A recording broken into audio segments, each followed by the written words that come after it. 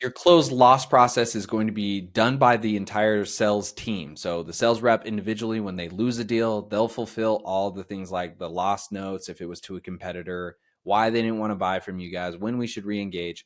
That's the close loss process. We have a whole other video on that.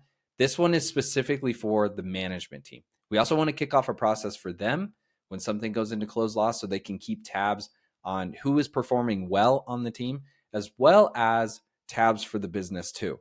Either or, it's going to increase the close rates for the entire business. So we want to do this process. So this is what this is going to involve, how we can shape things up, how your management team can make things better and control the controllable on their side.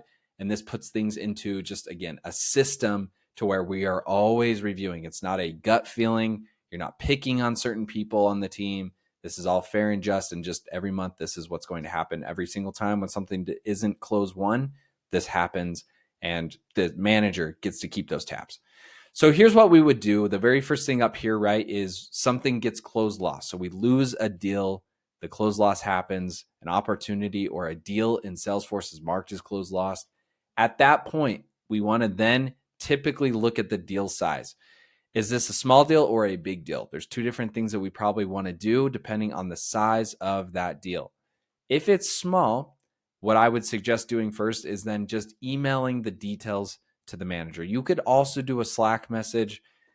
Slack isn't the greatest for this. I would probably go towards email for something more official here. If you need to write someone up, or you do a performance review, or if you just want to send something over to the C-suite, an email and having that paper trail is a lot more official than going through and taking screenshots inside of Slack. So email for more of a footprint and making sure things are official, I do it there. So one, I would do it for that reason. The other reason is this is going to have a lot of details over the long run. And that's, again, not the place typically that you want to go into Slack and try to find that. So you can pick either or. There's some people that still prefer some type of channel in Slack that this gets sent to, but I really would say email seems to fit this better. So we're going to email the details to the manager. So some reasons over here are getting collected from the closed loss reason. So we do want to have that here just so that they can quickly summarize what happened. So lost reason, any type of notes that might be attached to that. You might have like lost notes if it's a little bit longer.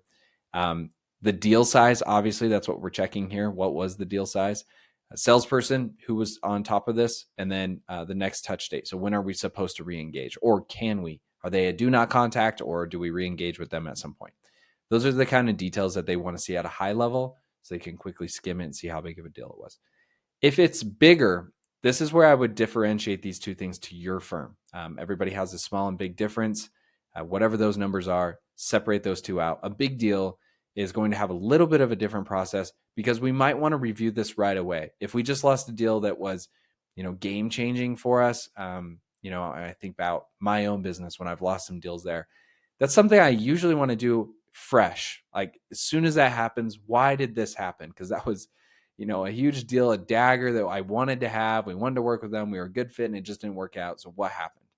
And I want to make those changes a lot more quick than doing something once a month, right? I usually want to kind of capitalize on that right away. Okay, if this happens again, here's what we need to start tweaking. This is what we learned from it. So we typically suggest something where you have a review with your sales rep right away. You can also use this not necessarily for somebody's in trouble, right? Necessarily. It's one, to learn those things, but two would also be for what can we change right away as a business? What do we need to immediately switch here? You could also see if you can re-engage with this person right away. So sometimes when you lose a big deal, there's still a buffer room that they're maybe not deciding on something yet. They're just telling you no. And so there's a chance there still that you can win them back over if we can give like a discount, or maybe they just need to talk to another person with a fresh perspective. So there's some things here that we could still do to maybe save the deal. And if it's big, we typically all want to do that. So I suggest doing this right away where we schedule a review out. What that looks like is typically sending an auto Slack message or email again to the sales manager, give them these details, which are also going to be happening at the same time right here, letting them know how big of a deal this was.